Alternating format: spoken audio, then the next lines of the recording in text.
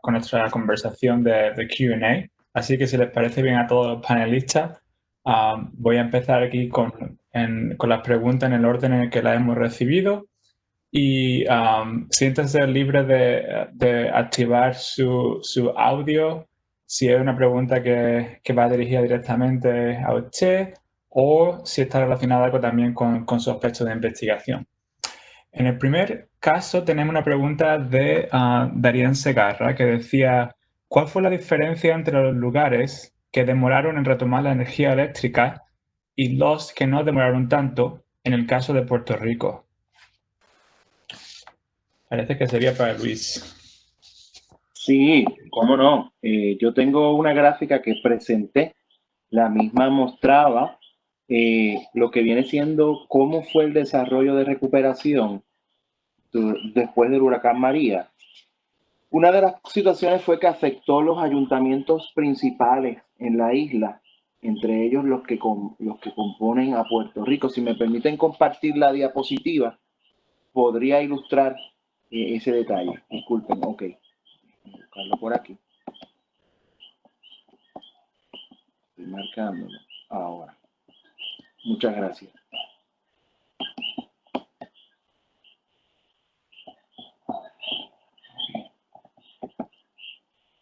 Muy bien. Como pueden ver, aquí presenta los ayuntamientos más importantes de la isla porque tienen sus zonas industriales. Para ubicarlos, en el caso de San Juan, que es la capital, esta va a quedar al noroeste de la isla, la parte superior norte, ¿no? Y afectó grandemente la recuperación porque las unidades no tenían los mantenimientos preventivos, dado a la falta de fondos y la asignación correcta de recursos. Había muchos problemas en cuanto a la poda, a la preservación, ¿verdad?, natural, y también falta de reemplazo de piezas y de mantenimientos a las unidades, valga la redundancia. En el caso de un ayuntamiento como Arecibo, si miran el diagrama a mano izquierda, tienen unas líneas amarillas. En el caso de Arecibo, esa queda casi al centro de la isla, más a la izquierda, y a parte norte. Y Arecibo sufrió también los embates de que no pudo reanudar como se esperaba. Tuvieron que traer generadores eléctricos del exterior para poder comenzar a energizar y trajeron brigadas de Estados Unidos para poder trabajar con las líneas de distribución porque la fuerza de trabajo de la isla no estaba completa, estaba, como mencioné, había una falta de recursos ya marcado antes del huracán. Con los sismos se afectaron otras generatrices, por ejemplo, si miran en la parte, viendo el mapa de Puerto Rico, viendo en la parte suroeste donde dice Costa Sur. Costa Sur sufrió desde María y ahora en enero sufre el embate de los sismos y provocó nuevamente que la operación no sea la misma y la isla está recurriendo a diferentes generadores de emergencia para poder trabajar. Recientemente tuvimos, hace una semana y media o dos, tuvimos la tormenta Isaías, sus inundaciones y una tormenta tropical de 55 millas por hora hizo gran efecto. Para hacer un día fue bastante lluvia y provocó que el sistema estuviese inoperante en ciertos ayuntamientos por espacio de 5 días. El municipio que sufrió más, que se vio más afectado fue Ponce. Este municipio es importante porque hay también un aeropuerto en esa área y sufrió porque también está la industria farmacéutica. Y todo esto provocó el éxodo de profesionales en la isla, tanto a nivel de medicina como de ingeniería, también en la tecnología, porque mientras no había la luz y habían caídas constantes de voltaje, pues obviamente no podían operar. Y esto trajo a colación hasta inclusive, perdonen la promoción, especiales como en el servicio de streaming de Netflix, donde vemos una familia puertorriqueña acudiendo para ayudas federales, pero viviendo la realidad que en Puerto Rico no había manera de poder mantenerse en esos primeros 30 días, pese a que duró mucho más el blackout en Puerto Rico.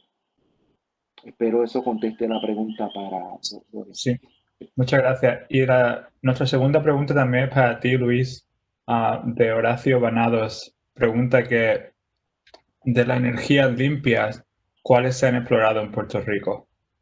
Se han explorado placas solares y se han explorado turbinas, molinos de viento. Fuera de eso, no se han dado otro tipo de dinámica.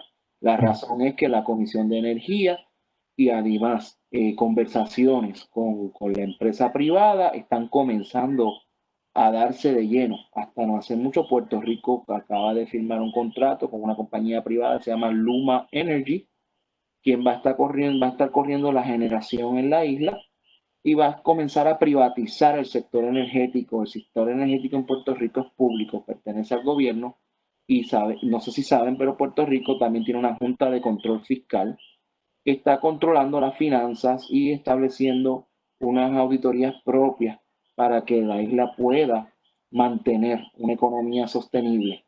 Y lamentablemente todas estas cosas han ido añadiéndose y han provocado la necesidad de privatizar el sector energético.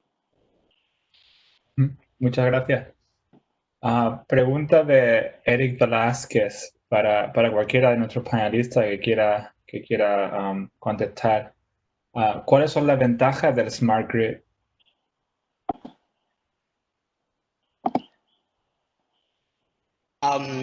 Bueno, Eric, bueno, puedo contestar si quieren. ¿Puedo? Claro, claro. Bueno, un poco, haciendo un poquito de resumen, ¿no? Hay que tener en cuenta, pues, Eric, que las Smart Grids es un concepto, pues, relativamente nuevo, ¿no? Se surgió alrededor de los años principios de 2000, también fruto un poco de eventos climáticos, ¿no? Que provocaron, pues, blackouts importantes. Hay que recordar el que se produjo en el 2003 en Estados Unidos, que hizo que se perdieran, pues, aproximadamente 50 millones de usuarios se quedaran sin energía eléctrica, o en el 2006 en Alemania, ¿no? Que pasó, pues, a un blackout bastante fuerte en diferentes países, Francia, Alemania, Italia, España, incluso se notó en Marruecos, había el cable submarino que tienen con este país, ¿no? A partir de ahí se empezaron de alguna manera a tomar ciertas medidas para un poco hacer el sistema más inteligente, más smart grids, ¿no? Como que es el concepto que tú preguntas, ¿no? En este caso, si lo comparas con un sistema tradicional de energía, pues en este caso es un cambio bastante fuerte, ¿no? Donde la energía ya no solamente fluye en una sola dirección, los datos tampoco en una sola dirección, sino que un poco, como dijimos en la presentación con mi compañero Milton, pues empiezan a surgir también lo que es la generación distribuida con energías renovables, ¿no? En este caso favorece a la introducción de energías renovables. Dentro de un smart grid, al igual que sucede en todos los sistemas, tú sabes que lo que no se mide no se puede controlar. Entonces, tenemos que tener muchos sensores que nos permitan saber cómo está funcionando la red. Y esa misma información que fluye dentro del sistema de transmisión, de distribución, incluso de los usuarios finales, pues hace que el paradigma cambie, ¿no? Que sea un paradigma un poco también disruptivo, donde se democratiza un poco la energía, sobre todo en aquellos países donde tienen un sistema, un modelo de energía eléctrica pues un poco más abierto, donde pues pequeños pobladores pueden instalar sus propios sistemas solares fotovoltaicos dentro de una misma área, ¿no? Ellos ser propietarios de esa instalación eléctrica, tener la capacidad de controlar qué se produce, cuánto se consume, ganancias, que en cuanto a la venta de energía, obviamente tiene que haber una política energética detrás bien fuerte que sustente todo esto. En el caso de Ecuador, esto no es todavía viable. Nosotros hemos tenido, pues, durante casi 16 una política energética que se llamaba Feed-in Tariff. En este caso permitían que hubiera, pues, pequeñas empresas que instalaran plantas de generación solar fotovoltaica, en este caso pagando, pues, un precio mucho más alto que lo que se paga por la energía normalmente, ¿no? Actualmente tenemos una nueva ley que permite un poco que se empiecen también a generar estas sinergias, ¿no? Entre el usuario final y la red eléctrica como tal, ¿no? Entonces hay muchas ventajas, nos podríamos quedar aquí hablando mucho tiempo, pero resumiéndolo, pues es un nuevo sistema en el cual vamos a tener mucho más control sobre la red, nos va a permitir tener mucha más controlabilidad, prevenir incluso desastres naturales, ya que está en él presente el concepto también de resiliencia. No es que vaya directamente a la resiliencia, pero hace que la confiabilidad que presenta, pues hace que los sistemas sean un poquito más resilientes, ¿no? Un poco resumen. Muchas gracias. Sí, una pregunta Difícil de contestar en un minuto o dos, pero buena respuesta. Muchas gracias para Eric. Y igualmente tenemos un montón de preguntas que están llegando por el chat y Q&A, así que vamos a ver si podemos llegar a cuantas más mejor. La siguiente nos viene desde Horacio Venados y le pregunta que para la línea de interconexión con Colombia, ¿cuál es el máximo porcentaje de transferencia respecto a la demanda de Ecuador?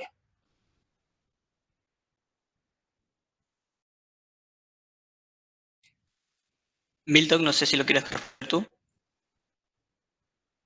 ¿Qué tal? Buenas noches. De acuerdo a los registros históricos de exportaciones entre Ecuador y Colombia, se ha manejado un porcentaje de intercambio de energía de alrededor de entre el 5 exagerando al 10%, ¿no?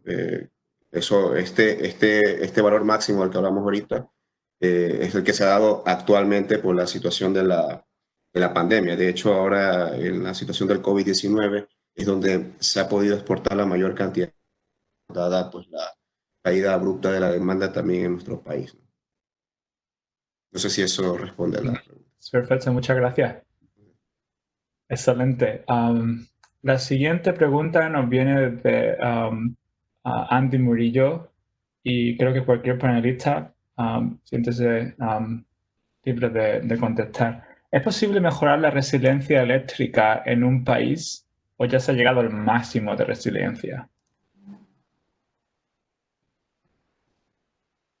A mí me gustaría contestar esa. Claro, adelante. Sí, lo que pasa es que me provocó un poco la pregunta precisamente por los números que mostré al inicio de la presentación mía. Uh-huh. Se ve claramente que desde el punto de vista de la confiabilidad y la resiliencia, en términos bien pragmáticos, cuántas desconexiones y cuántas horas de desconexión tiene un cliente promedio al año en Latinoamérica es muy por debajo de otros países en el mundo, incluso otros países que no están tan desarrollados, que no lo mostré aquí, pero yo diría que dada la situación actual en donde tenemos muchas horas, por ejemplo, hay regiones de Chile en donde tenemos del orden de 50 horas de no suministro al año. 50 horas al año significa que esa persona se pasa más de 2 días sin suministro al año en promedio. Hay una dispersión además dentro de ese valor promedio en la comuna o en la región específica. Por lo tanto, no hemos llegado al máximo para nada. De hecho, nos falta muchísimo. Y precisamente los ejemplos que estábamos mostrando de cuáles son los efectos de una nevazón, cuáles son los efectos de incluso vientos, lluvias, que tampoco son tan extremas, cuáles son los efectos de terremotos, etcétera, son significativos en el suministro eléctrico. Por lo tanto, yo creo que en ese sentido queda mucho camino por hacer. Uh-huh. Muchísimas gracias. Continúo por aquí con las otras preguntas que tenemos del chat y la siguiente viene de Andrés Chávez y nos pregunta que en su experiencia, ¿cómo contribuiría la interconexión regional de Latinoamérica en disminuir el riesgo del sector eléctrico frente a eventos disruptivos extremos?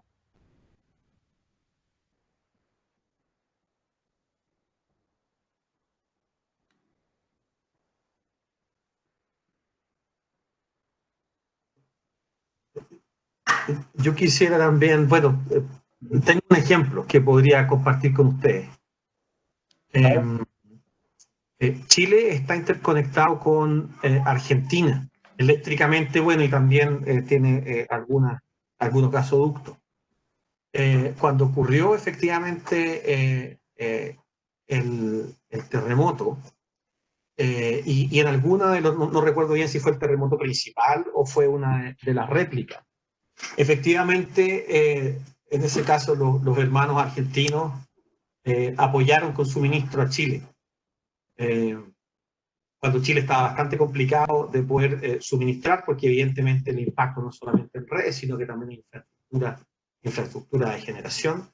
Entonces, entre comillas, nos prestaron la ayuda y nos mandaron energía por la interconexión para poder salir adelante y poder básicamente reconectar consumo de una manera más rápida. Eso es bastante esperanzador en el sentido en que si tuviésemos todos interconectados, estas ayudas, cuando un país hermano lo necesita, estas ayudas se podrían presentar o se podrían facilitar de manera bastante espontánea. Por lo tanto, yo creo que una interconexión ayudaría bastante en ese sentido, interconexión latinoamericana. Sí, aquí Salvador Hacha, ¿podría hacer un comentario? Claro, adelante. Esa pregunta es muy interesante. Mira, en el caso que yo comentaba de México, es un sistema geográfico relativamente grande, eléctricamente también, pero tenemos que bastarnos con nuestros propios recursos en términos de disturbios, en términos de asistencia como la que se está comentando. Pongamos un contraste, muchos de los países de Europa en realidad están bastante interconectados y es posible que esas interconexiones nos lleven a incorporar incluso mayor cantidad de renovables. Cuestión que hace una diferencia importante. En nuestro caso, los usos horarios que podrían haber entre países pudieran también jugar un papel importante, no solamente ante situaciones de desastre, sino también desde el punto de vista de uso de la energía. Se está cada vez más incorporando la idea de que una forma de aprovechar las renovables es precisamente esa dispersión geográfica y dispersión estadística de producción de energía o de recolección de energía de esas fuentes, que a medida de que podemos tener esos intercambios, entonces la red de transmisión, sean interconexiones entre países o regiones, juega un papel muy importante.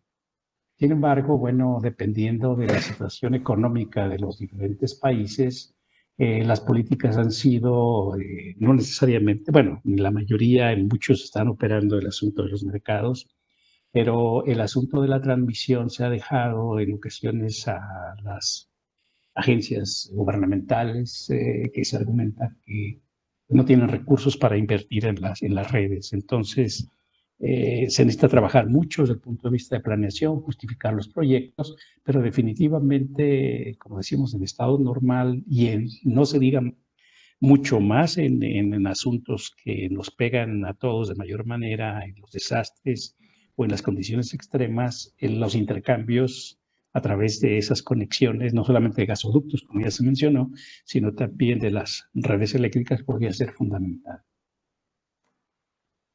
Claro, muchas gracias. Creo que esta respuesta también está relacionada con el comentario que teníamos aquí también de Darian, que decía que podemos mejorar la resiliencia eléctrica de nuestros países, tomando en cuenta casos en otros países en donde ciertos eventos son naturales, como el caso de la nevazón, en el caso de Chile. Creo que esa más o menos la hemos respondido también así, al comparar cómo se pueden mejorar esos indicadores. Tenemos otra pregunta de Carlos Boya que dice: ¿podrían acentuar los puntos claves y medidas para que un sistema de potencia de una región sea resiliente? ¿Alguien quiere ser voluntario para hacer un pequeño resumen?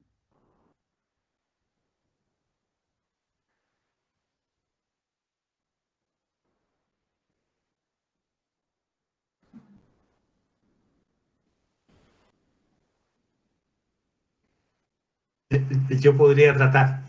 Ok. A pesar que la pregunta es bastante desafiante. Voy a tratar como dije.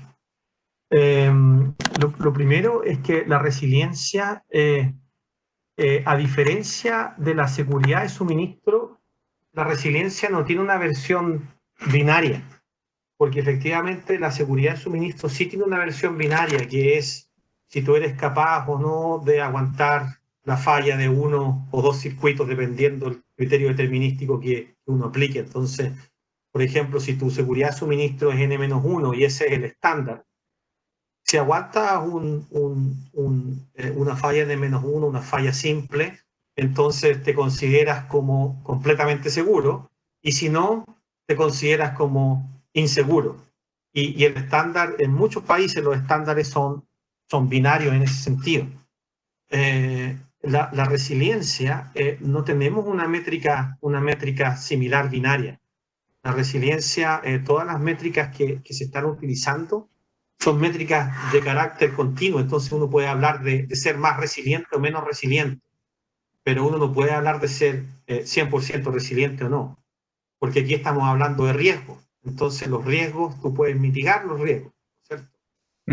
Es como comprar un seguro. Tú tienes un auto y bueno, y tienes miedo que te choquen el auto y perder el auto para ti sería un dolor muy grande, así que estás dispuesto a pagar todos los meses un poquitito más, y pagar ese seguro hace que algunos escenarios catastróficos desaparezcan de tu vida, porque alguien te va a reponer el auto si pasa algo catastrófico, ¿no? Esto es parecido, o sea, uno empieza a pagar estas primas o empieza a invertir un poquitito más en su sistema, y efectivamente hay ciertos eventos catastróficos que empiezan a desaparecer o empiezan a mitigarse.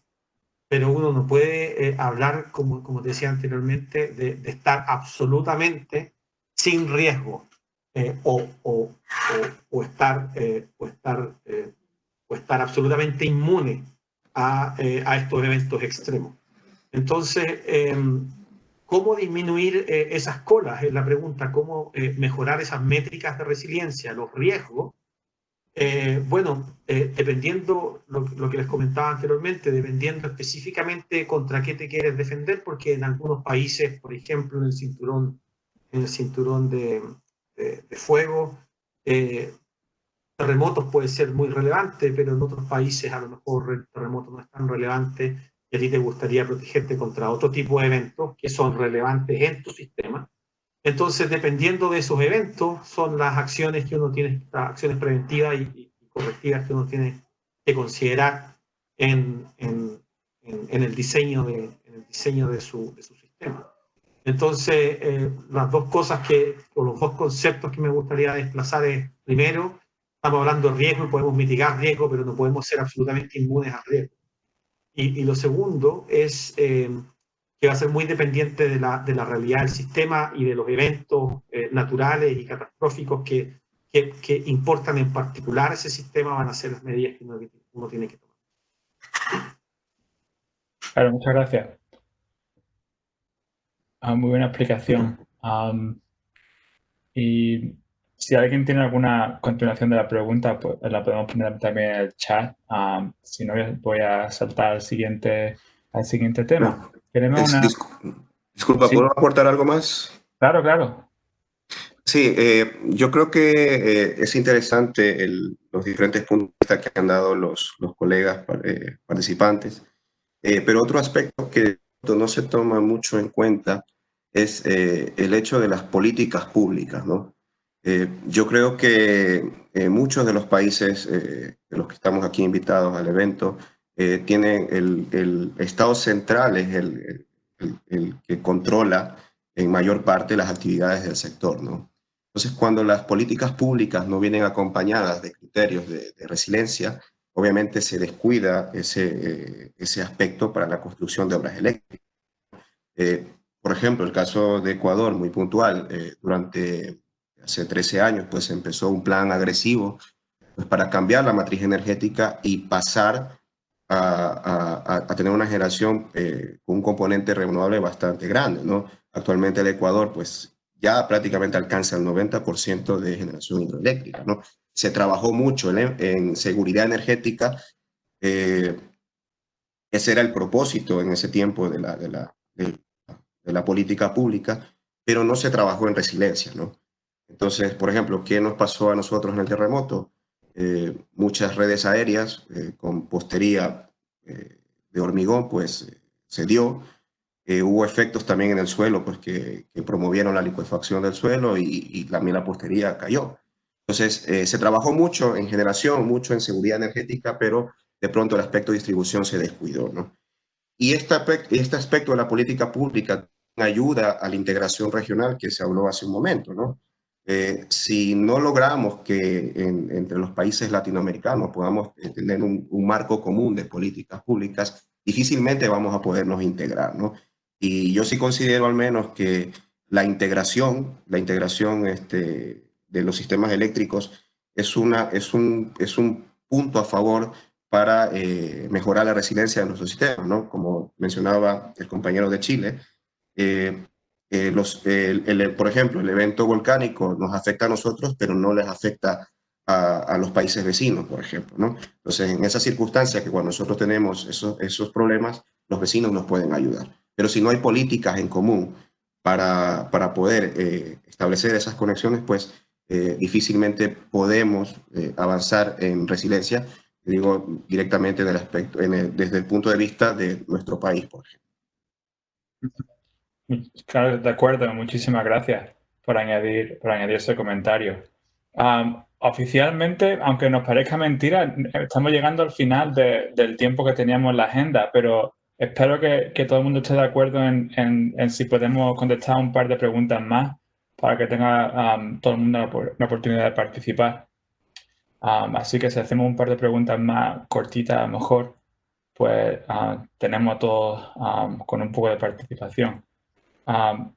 Leemos por aquí una pregunta de Edwin Lema, que en el caso de Chile, la optimización se realiza con el único objetivo de reducir la ENS o es multiobjetivo cuando se toma en cuenta confiabilidad y resiliencia para encontrar el portafolio óptimo de proyectos.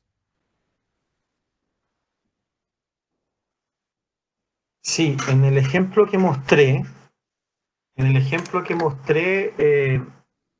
hicimos los 3 ejercicios, a pesar que mostré 2. Los ejercicios son mejorar la confiabilidad, que significa básicamente cuáles son las mejores inversiones que maximizan su impacto en la métrica de confiabilidad, que es energía no suministrada esperada, ENS, Expected Energy Not Supply. Identificamos esas inversiones y llamamos esas inversiones son las inversiones confiables o las inversiones que maximizan su impacto o su mejora en la confiabilidad del sistema. Luego tenemos otro tipo de inversiones que son las inversiones resilientes y que son aquellas que maximizan su impacto en las métricas de resiliencia, que quiere decir que maximizan su impacto en términos de achicar la cola de la distribución de la energía no suministrada. Entonces ahí hablamos de un CEVAR. Disculpen que no lo haya mostrado tan en detalle, pero hablamos de un CEVAR, que es una métrica precisamente para medir la cola de distribuciones, o una métrica cualquier métrica condicional que nos permita medir qué tan gordas son las colas y identificar cuáles son las inversiones que permiten precisamente a limitar el tamaño de esas colas. Y esas decisiones las llamamos decisiones resilientes, porque son aquellas que precisamente prestan cobertura al sistema cuando se enfrentan a estos desastres naturales. Y como evidentemente el policy maker no puede tomar decisiones que sean únicamente confiables o únicamente resilientes, sino que él quiere decisiones razonables que mejoren las distintas métricas que él enfrenta.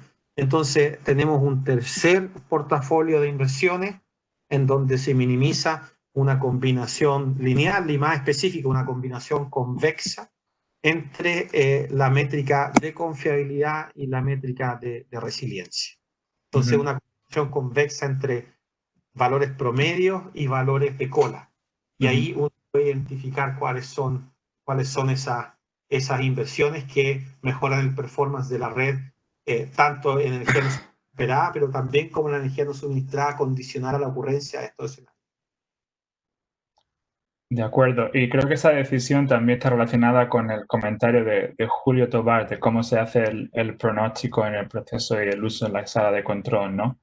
La diferencia entre el sistema teórico y el sistema de práctica, como decía, probablemente sería la combinación de alguna de esas métricas, ¿no? Claro.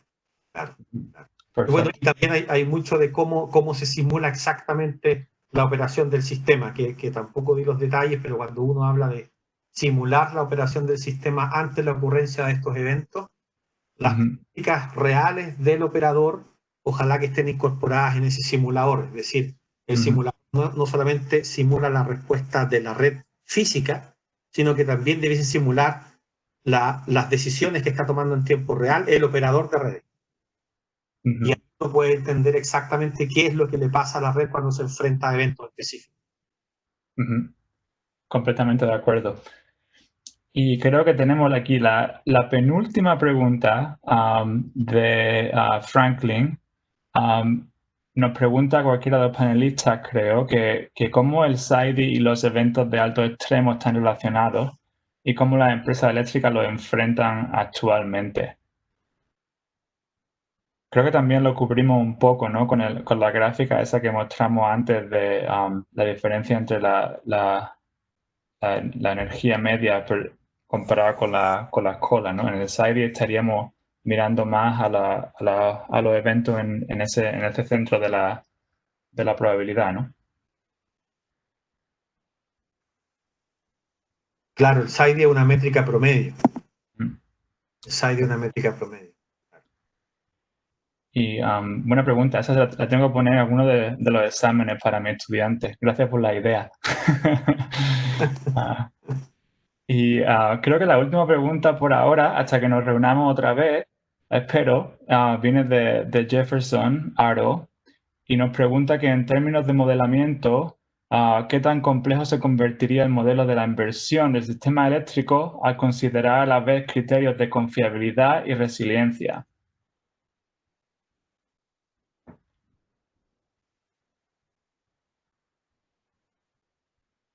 A ver si quieren contesto un poco esa pregunta.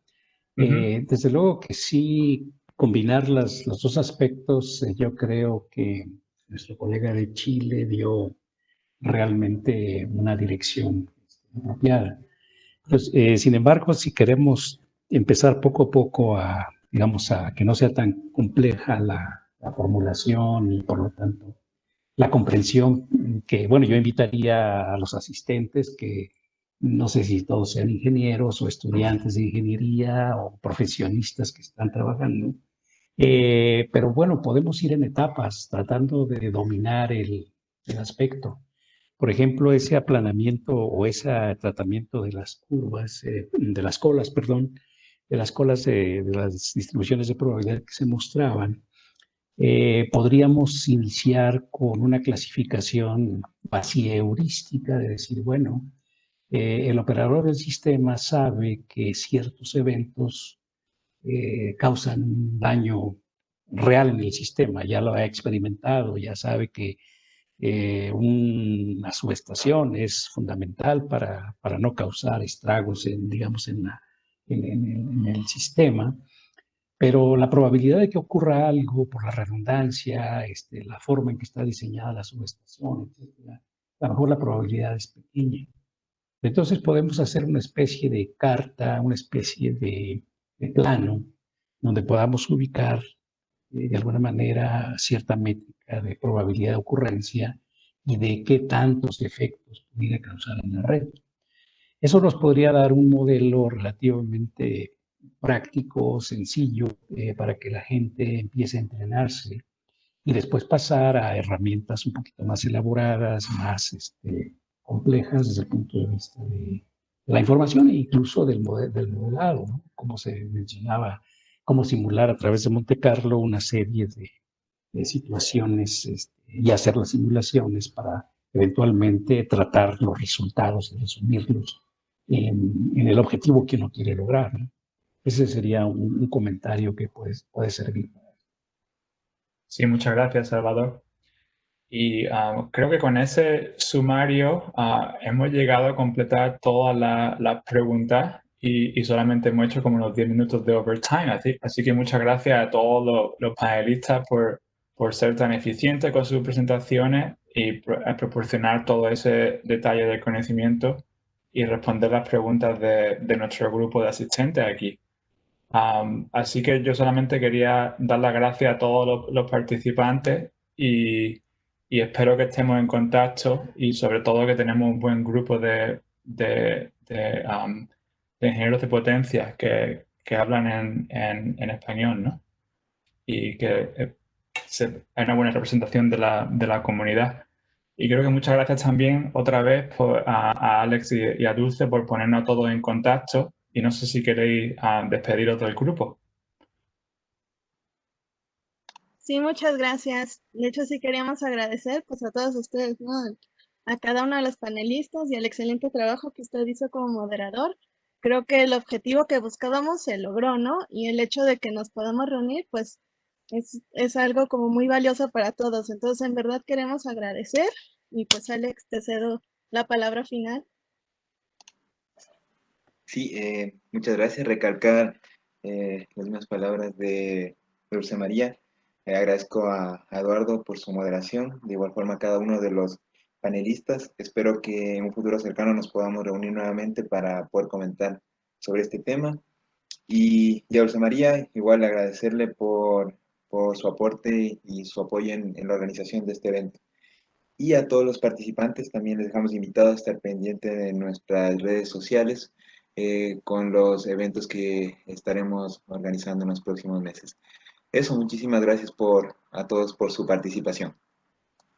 Gracias a todos. Muchas gracias a la organización, a los asistentes. Gracias. Muchas gracias. Muchas gracias. Buenas noches, muchas gracias.